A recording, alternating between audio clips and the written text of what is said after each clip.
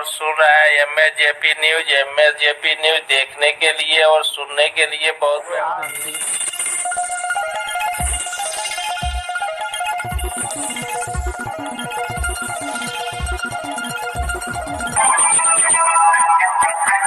आप लोग देख रहे हैं और सुन रहा है MSJP न्यूज। MSJP न्यूज देखने के लिए और सुनने के लिए सो आज करे सो अब पल में परलय होएगी, वीडियो लाइक करें। नमस्कार, मैं मनीष कुमार वर्मा। आज के न्यूज में आप लोगों को बताएंगे जे माननीय प्रधानमंत्री किस प्रकार अपने ओजस्वी भाषण से पूरा इकोनॉमिकल स्थिति के बारे में बता रहे हैं। उनका कहना है कि किस प्रकार समय बाउंड होना अनिवार्य है। कोई भी प्रोजेक्ट शुरू करिए और समाप्त करिए समय के अंदर ही। समय का ही लाभ मेरे सरकार को मिल रही है। आइए सुनते हैं माननीय प्रधानमंत्री किस प्रकार अपना यह बात रख रहे हैं, और लंबी बात को आप लोग ध्यान में सुनते हुए अपना काम और ओजस्वी यह भाषण सुनना बहुत अनिवार्य है। आइए टाइम बाउंड का बारे में बता रहे हैं माननीय प्रधानमंत्री जी। आइए सुनते हैं ध्यान से एक बार। तैयारी पिछले 1.5 साल से मैं कर रहा हूं और बहुत एक दिशा में कैसे काम करूंगा, कहां ले जाऊंगा, इसका पूरा रोड मैप मैं बना रहा हूं। और करीब 15 लाख से ज्यादा लोगों से मैंने सुझाव लिए हैं, अलग अलग तरीके से। 15 लाख से ज्यादा लोगों से उस पर काम करता रहा हूं, जिसकी मैंने कभी प्रेस नोट नहीं दिए हैं। पहली बार बताया 20-30 दिन के अंदर वो फाइनल रूप ले लेगा। नया भारत अब ऐसे ही सुपर स्पीड से काम करेगा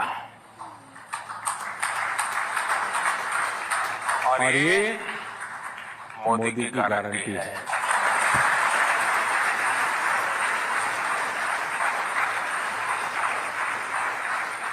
मैं आशा करता हूं कि इस समिट में सकारात्मक चर्चाएं होगी, बहुत से अच्छे सुझाव निकल कर जाएंगे जो हमको भी जो रोड मैप तैयार हो रहा है उसका काम आएंगे।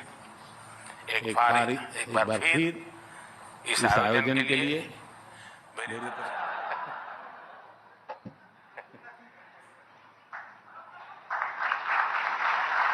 आपको वादा करता हूं मैं ऐसे कोई कमेंट नहीं करूंगा जो आपको तकलीफ दे।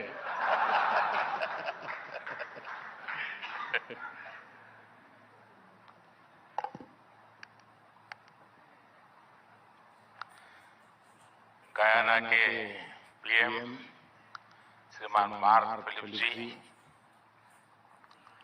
श्री विनीत जैन जी, इंडस्ट्री के लीडर्स, CEOs, अन्य महानुभाव, देवी और सज्जनों, फ्रेंड्स, ग्लोबल बिजनेस समिट की टीम ने इस बार समिट की जो थीम रखी है, मैं समझता हूं वो थीम इटसेल्फ बहुत अहम है। डिसरप्शन, डेवलपमेंट और डाइवर्सिफिकेशन। आज के इस दौर में ये बहुत ही चर्चित शब्द है और डिसरप्शन, डेवलपमेंट एंड डाइवर्सिफिकेशन की इस चर्चा में कोई इस बात पर सहमत है कि भारत का समय है। This is India's time.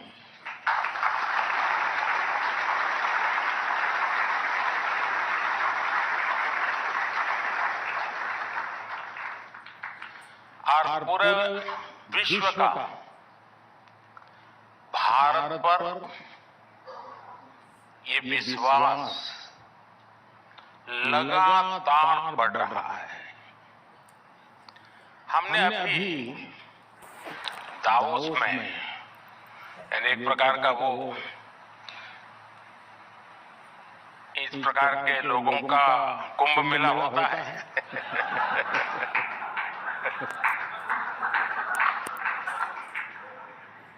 वहां लिक्विड कुछ और होता है, गंगा जल नहीं होता है।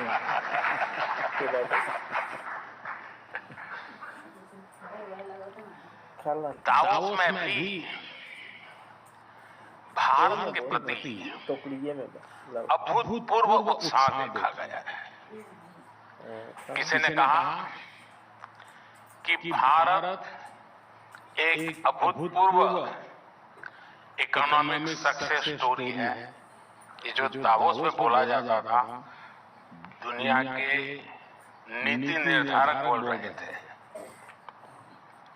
कोई बोला कि भारत का डिजिटल और फिजिकल इंफ्रास्ट्रक्चर नई ऊंचाई पर है। एक दिग्गज ने कहा कि दुनिया में अब कोई ऐसी जगह नहीं है जहां भारत का दबदबा न हो। एक बड़े पदाधिकारी ने तो भारत के सामर्थ्य की तुलना रेजिंग बुल से कर दी। आज दुनिया के हर डेवलपमेंट एक्सपर्ट ग्रुप में चर्चा है कि भारत 10 साल में ट्रांसफॉर्म हो चुका है।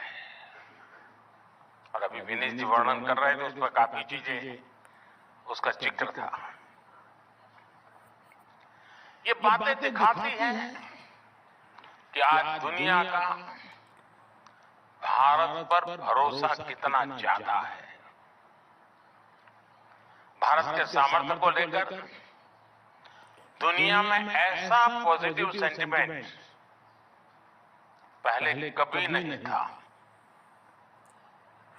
भारत की सफलता को लेकर दुनिया में ऐसा पॉजिटिव सेंटिमेंट शायद ही कभी किसी ने अनुभव किया हो। इसलिए लाल किले से मैंने कहा है, यही समय है, सही समय है।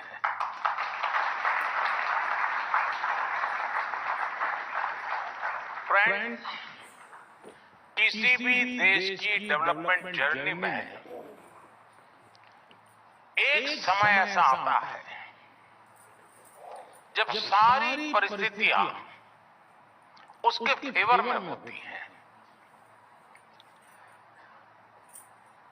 जब वो देश अपने आप को आने वाली कई सदियों के लिए मजबूत बना लेता है। मैं भारत के लिए आज वही समय देख रहा हूं।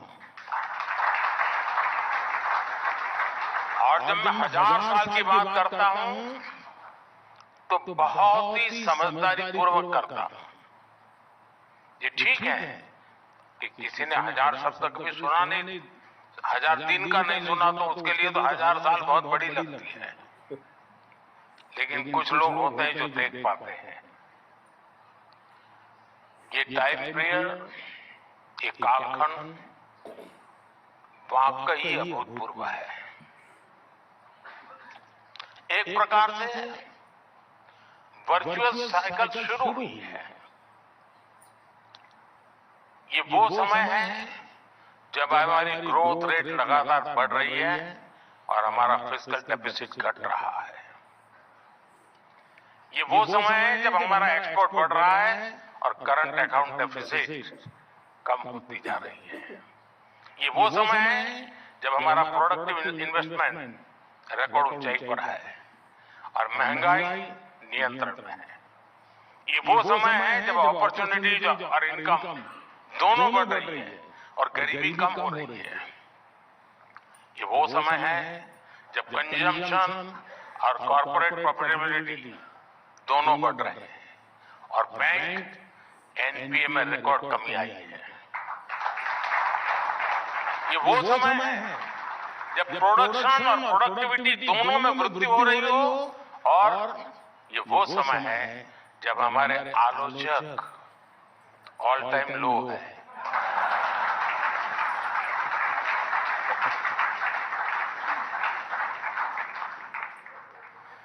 फ्रेंड्स, इस बार हमारे अंतरिम बजट को भी एक्सपर्ट्स और मीडिया के हमारे मित्रों की खूब प्रशंसा मिली है। कई सारे एनालिस्ट ने भी इसकी प्रशंसा करते हुए कहा है कि ये लोक लुभावन बजट नहीं है। मेरा तारीफ का एक कारण ये भी है। मैं उन्हें इस समीक्षा के लिए धन्यवाद देता हूं, लेकिन मैं उनके आकलन में कुछ और बातें भी जोड़ना चाहता हूं। कुछ मूल बातों की तरफ ध्यान आकर्षित करना चाहता हूं। अगर आप हमारे बजट या ओवरऑल पॉलिसी मेकिंग की चर्चा करेंगे तो आपको उसमें कुछ फर्स्ट प्रिंसिपल्स नजर आएंगे, और वो फर्स्ट प्रिंसिपल्स हैं स्टेबिलिटी, कंसिस्टेंसी, कंटिन्यूटी। ये बजट भी उसी का एक्सटेंशन है। फ्रेंड, जब किसी को परखना हो तो उसे किसी मुश्किल या चुनौती के समय में ही परखा जा सकता है। कोरोना महामारी और उसके बाद का पूरा कालखंड भी पूरे विश्व में सरकारों के लिए एक बड़ी परीक्षा बनकर आया था। इकोनॉमी की इस दोहरी चुनौती से निपटा कैसे जाए। इस दौरान भारत ने सबसे वो दिन याद कीजिए आप, मैं लगातार टीवी पे आकर के देश के साथ संवाद करता था, और उस संकट की घड़ी में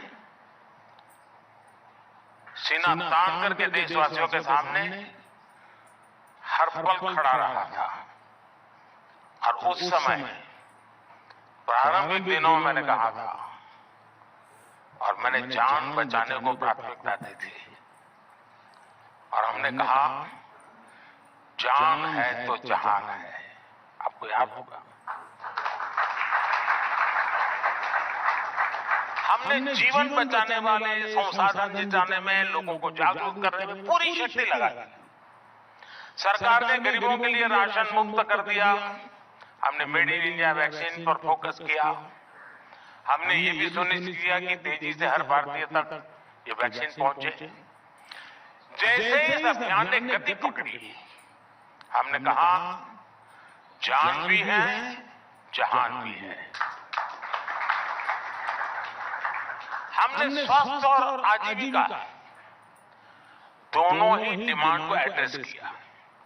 सरकार ने महिलाओं के बैंक खातों में सीधे पैसे भेजे। हमने रेहड़ी पटरी वालों, छोटे उद्योगपतियों को आर्थिक मदद दी। हमने खेती किसानी में दिक्कत न आए इसके लिए सारे उपाय किए। हमने आपदा को अवसर में बदलने का संकल्प पेपर्स निकाल के देख सकते हैं। उस समय बड़े बड़े एक्सपर्ट्स की यही राय थी कि मनी प्रिंट करो, नोट छापो, ताकि डिमांड बढ़े और बिग बिजनेस को मदद दो। इंडस्ट्रियल हाउस वाले तो मुझे दबाव डाले, वो तो मैं समझ सकता हूं, वो तो आज भी डालेंगे। लेकिन सारे नोबेल प्राइज विनर में मुझे यही कहते थे, तो बस यही चल रहा था। दुनिया की अनेक सरकारों ने रास्ता अपनाया भी था, लेकिन इस कदम से और भले कुछ हुआ नहीं, लेकिन हम देश की इकोनॉमी को हमारी मर्जी के हिसाब चला पाए, और महंगाई उन लोगों का हाल ये था कि आज भी महंगाई को कंट्रोल नहीं कर पा रहे हैं। जो रास्ता उन्होंने चुना उसके साइड इफेक्ट आज भी है। हम पर भी दबाव लेने के बहुत प्रयास हुए थे। हमारे सामने भी ये सरल रास्ता था कि जो दुनिया कह रही है, जो दुनिया कर रही है, चलो हम भी उसमें बह चले। लेकिन हम जमीनी सच्चाइयों को जानते थे, हम समझते थे। हमने अनुभव के आधार पर अपने विवेक से कुछ निर्णय किए, और उसका जो नतीजा निकला, जिसकी आज दुनिया सराहना कर रही है। दुनिया उसका गौरवगान कर रही है। हमारी जिन नीतियों पर सवाल उठाए जा रहे थे वो हमारी नीतियां साबित हुई और आज इसलिए भारत की अर्थव्यवस्था इतनी मजबूत स्थिति में है। साथियों, हम एक वेलफेयर स्टेट है। देश के सामान्य मानवी का जीवन आसान हो, उसकी क्वालिटी ऑफ लाइफ सुधरे, ये हमारी प्राथमिकता है। हमने नई योजनाएं बनाई हो तो स्वाभाविक है, बल्कि हमने ये भी सुनिश्चित किया कि हर पात्र लाभार्थी तक ये योजना का लाभ पहुंचना चाहिए। हमने सिर्फ वर्तमान पर ही नहीं बल्कि देश के भविष्य पर भी इन्वेस्ट किया। आप ध्यान देंगे तो हमारे हर बजट में आपको 4 प्रमुख फैक्टर्स नजर आएंगे। पहला, कैपिटल एक्सपेंडिचर के रूप में रिकॉर्ड प्रोडक्टिव खर्च। दूसरा, वेलफेयर स्कीम पर अनप्रेसिडेंटेड निवेश। तीसरा, वेस्टफुल एक्सपेंडिचर पर कंट्रोल। और चौथा, फाइनेंशियल डिसिप्लिन। इन 4 बातों को आपने बराबर देखा होगा। हमने इन चारों विषयों में संतुलन बिठाया और चारों विषयों में ही तय लक्ष्य प्राप्त करके दिखाए। आज कुछ लोग हमसे पूछते हैं ये काम हमने किया कैसे। इसके कई तरीके से मैं जवाब दे सकता हूं और उनमें से एक अहम तरीका रहा है money save is money earn का मंत्र। जैसे हमने प्रोजेक्ट तेजी से पूरा करके उन्हें समय पर खत्म करके भी देश के काफी पैसे बचाए। टाइम बाउंड तरीके से प्रोजेक्ट पूरे करना हमारी सरकार की पहचान बन रही है। मैं एक उदाहरण देता हूं। ईस्टर्न डेडिकेटेड फ्रेट कॉरिडोर 2008 में शुरू हुआ था। अगर पहले की सरकार ने तेजी से काम किया होता तो बड़े खबर देखने और सुनने के लिए बहुत बहुत धन्यवाद। सत्य संघर्ष और अपना ज्ञान बढ़ाने के लिए देखते रहिए MAJP न्यूज। जय हिंद।